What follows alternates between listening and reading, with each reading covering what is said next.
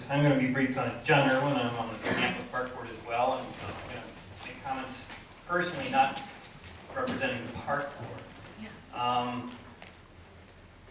Times have changed. This project was evaluated nearly 15 years ago, and that whole area has changed, and it's changed in fundamentally 3 different ways.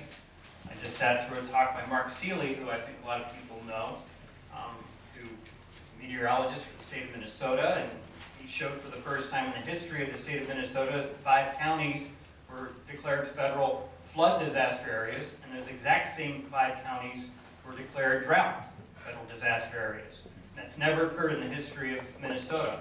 Bottom line is, we're going to have more episodic events. In other words, we're going to have more dramatic rain events, followed by more longer-term drought, no-rain events. The result of that is, even without Crown, the tail race is going to be dry more times than it has in the past. Okay, the second thing is that more water is already being harvested from above the falls, with the turbine change that's occurred above the falls. Okay? The other thing is that this area has changed in 15 years. There's been a public investment of $300 million. You see a private investment of in excess of $1.9 billion. I think you're going after an amendment because you know that a new license won't fly and that will fail.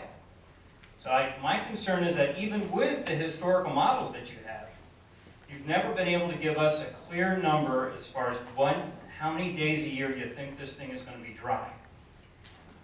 And the numbers that we're getting with the environmental numbers and the harvesting the water above the falls already, it's only going to increase that. So it's only going to get worse with respect to more days that are dry.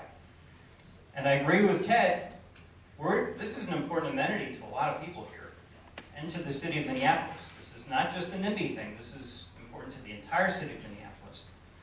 And my concern is as we do these other amenities, you're jeopardizing some of those, including we're talking about the possibility of lighting the falls. Would we all want to go out there and look at a dry piece of concrete? I don't think so. So I have concerns as a citizen who doesn't live there, who doesn't have a financial interest, that this has a negative impact for the city as a whole. And I would ask you to use modeling, projecting into the future rather than past numbers, because I think that your dry days are going to increase actually dramatically. And you never have been able to give us a good number as far as what you think is going to happen with the existing numbers.